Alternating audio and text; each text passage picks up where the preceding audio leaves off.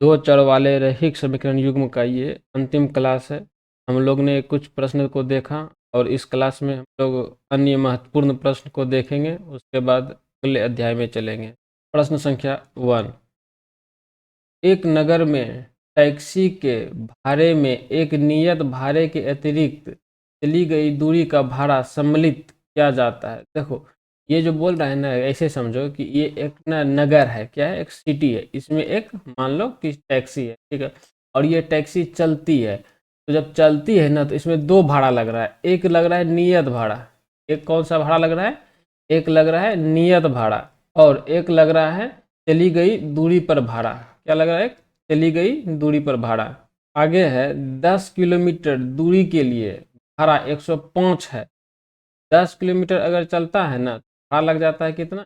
105 रुपया। और अगर वही 15 किलोमीटर चल जाता है तो भाड़ा लग जाता है 155 रुपया। ठीक है, तो अब बोल रहा है कि नियत भाड़ा तथा प्रति किलोमीटर भाड़ा क्या होगा। सबसे पहले तो नियत भाड़ा को समझते हैं कि नियत भाड़ा क्या है। नियत भाड़ा मतलब हुआ कि अगर तुम टैक्सी में बैठते हो तो बैठने मात्र का जो भाड़ा होगा वही नियत भाड़ा कहलाएगा। ठीक है, अब ऐसा ना है कि टैक्सी में बैठ गए और चली भी नहीं है और हम उतर गए, बिना चले उतर गए, फिर भी नियत भाड़ा तो लगेगा ही लगेगा। क्योंकि नियत भाड़ा का मतलब ही हो गया कि टैक्सी में बैठने का भाड़ा, तुम चलो या न चलो मतलब नहीं है, टैक्सी में बैठने का भाड़ा नियत भाड़ा हो गया। ठीक है, और अगला है चली गई दूरी पर भाड़ा। चली गई दूरी, अब यहाँ पे जो है ना, जितना दूर जाओगे उस हिसाब से तुम अपना भाड़ा दोगे। जैसे मान लो अगर 5 रुपया पर किलोमीटर भाड़ा है तो 1 किलोमीटर चलने का 5 रुपया लगेगा। जितना दूर जितना किलोमीटर चलोगे उतना भाड़ा लगेगा, लेकिन बैठने का भाड़ा हमेशा फिक्स रहेगा। तो इसको ऐसे समझो कि मान लो कि कोई 10 किलोमीटर चलता है और नियत भाड़ा है मेरा 10 रुपया। ठीक है, और रेट है मेरी चली गई दूरी पर भाड़ा कितना है? 5 रुपया पर किलोमीटर। अब एक आदमी आया और टैक्सी पे बैठ के उतर गया, चला ही नहीं। तो टैक्सी पे अगर बैठ करके उतर गया तो इसका मतलब ये हुआ कि उसको 10 रुपया लगेगा ही लगेगा। लेकिन अगर एक व्यक्ति आया और टेम्पू पे या फिर टैक्सी पे बैठा और फिर वो 5 किलोमीटर चला, तो मान लो कि 5 किलोमीटर चला, तो 5 किलोमीटर जाने का कितना भाड़ा हो गया? 5×5 = 25। 25 हो गया और फिक्स भाड़ा मेरा क्या हो गया? 10 रुपया होगा ही होगा, क्योंकि तुम टैक्सी पे बैठे हो।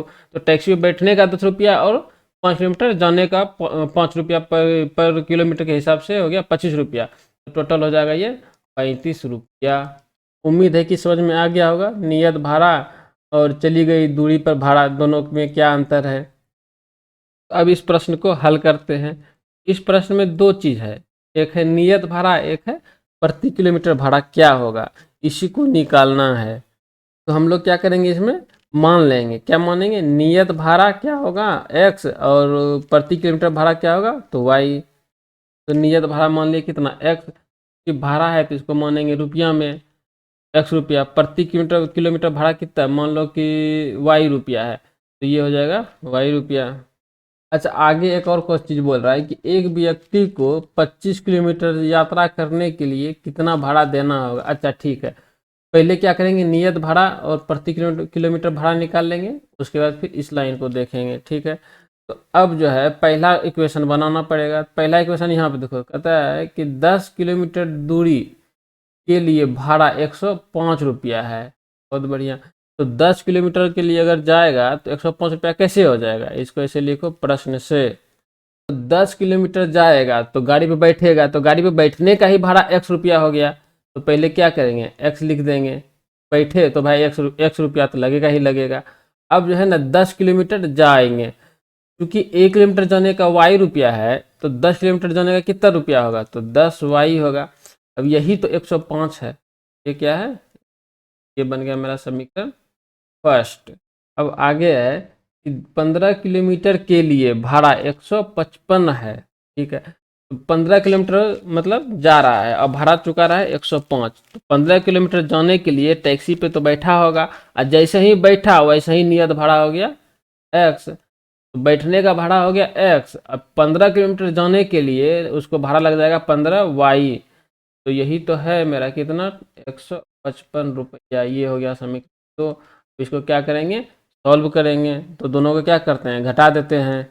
समीकरण 1 को घटा देते हैं किसके साथ, समीकरण 2 के साथ। तो समीकरण एक होगा x प्लस 10y बराबर 105, और ये हो जाएगा x प्लस 15y बराबर 155, ये माइनस और ये माइनस और ये भी माइनस, तो एक्स एक्स खत्म हो गया, -15 प्लस 10 तो हो गया -5y, और ये हो जाएगा -50। तो इस तरह से y का मान क्या हो गया, -50 बटे -5, कट के आ जाएगा 10। तो y का मान क्या आ गया, 10। अब y का मान क्या करेंगे, समीकरण एक में रखेंगे।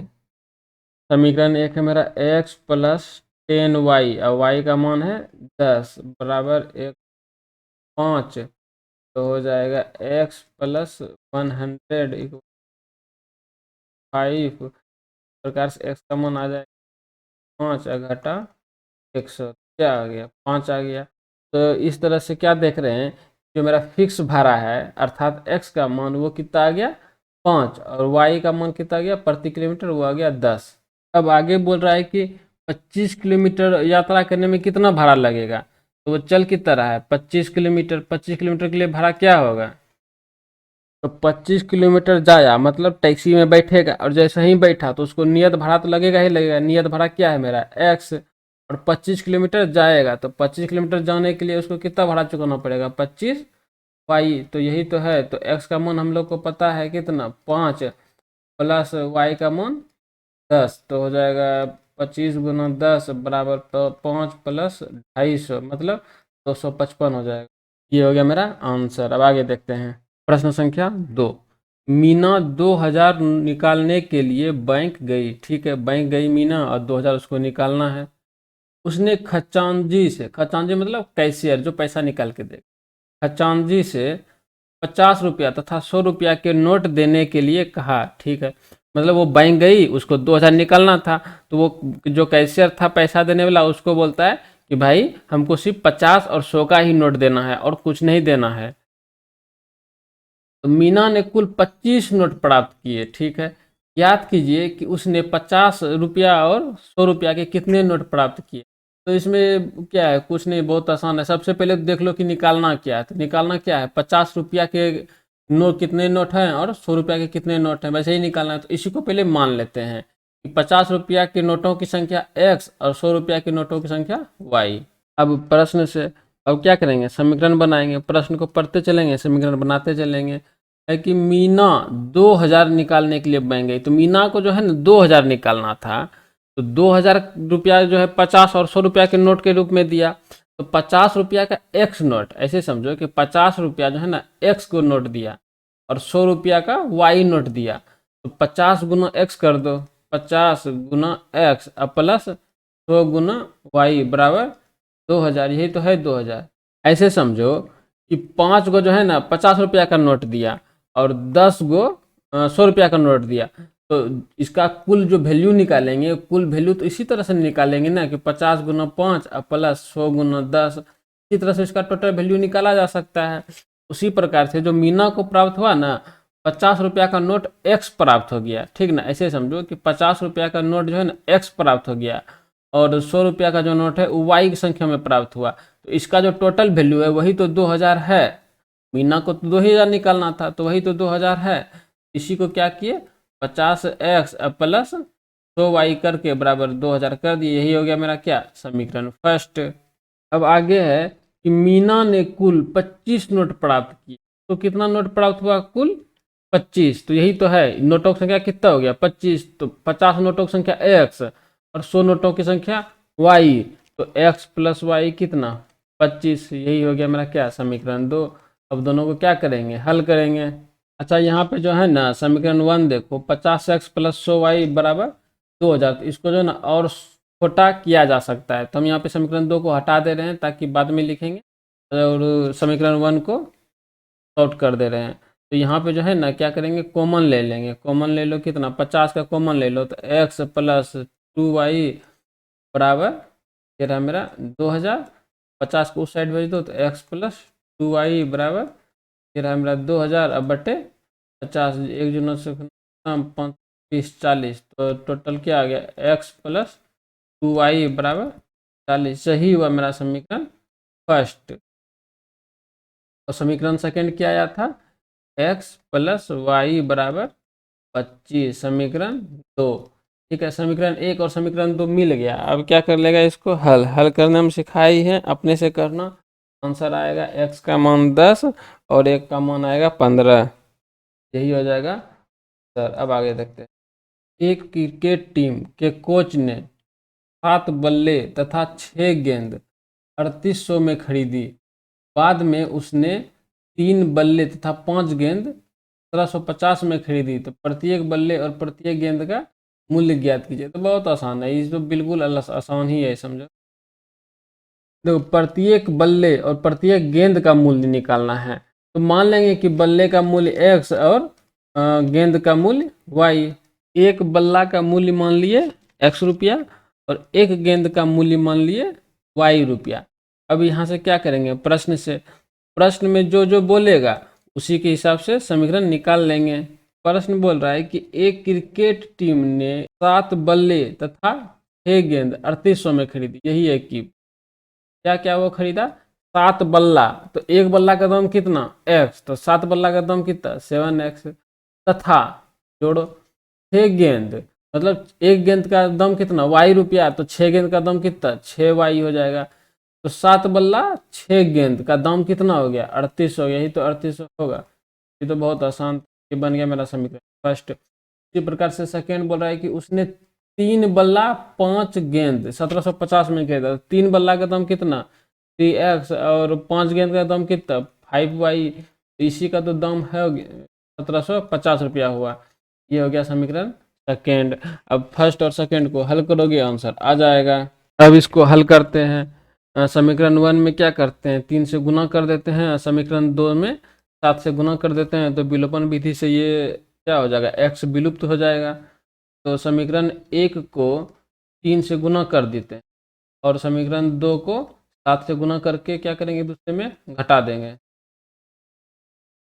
3 से गुना करने हो जाएगा 21x प्लस 18y और बराबर 3800 गुना 3 करेंगे तो कितना होगा, होगा 11400। समीकरण 2 को 7 से गुना करेंगे तो हो जाएगा 21x प्लस 7×5=35y बराबर 1750 गुना 50, सॉरी 1750 गुना 7, तो हो जाएगा 12250। अब दोनों को क्या करेंगे, घटा देंगे। यहाँ प्लस का माइनस, यहाँ प्लस का माइनस और यहाँ पे प्लस का माइनस, तो ये क्या हो जाएगा, ये खत्म हो जाएगा। तो 35 में 18 घटेगा तो कितना हो जाएगा -17y बराबर। और जब इसको घटाएंगे तो हो जाएगा 850 -850। तो y का मान कितना 850 बटे 17, यहाँ भी माइनस यहाँ भी माइनस, इसको कटा दो तो आएगा 50। तो y का मान क्या आ गया 50। अब क्या करेंगे, y का मान समीकरण 1 में रख देते हैं। y का मान समीकरण 1 में रखने पर समीकरण 1 है 7x प्लस 6y। तो y का मान यहाँ पे रख देते हैं कितना 50 अब बराबर 3800। तो हो जाएगा 7x प्लस 6×5 = 30, तो ये हो जाएगा 300 अब बराबर 3800। हो जाएगा 7x बराबर 3800 और 300 को उस साइड लेके जाएंगे तो माइनस में ये हो जाएगा 300। तो 7x बराबर 3800 में 300 घटा तो कितना हो जाएगा, ऑब्वियस बात है 3500 होगा। x बराबर क्या हो जाएगा 3500 अब बटे 7, कटाएंगे तो 7×5 = 35 अर्थात 500। ये हो गया आंसर।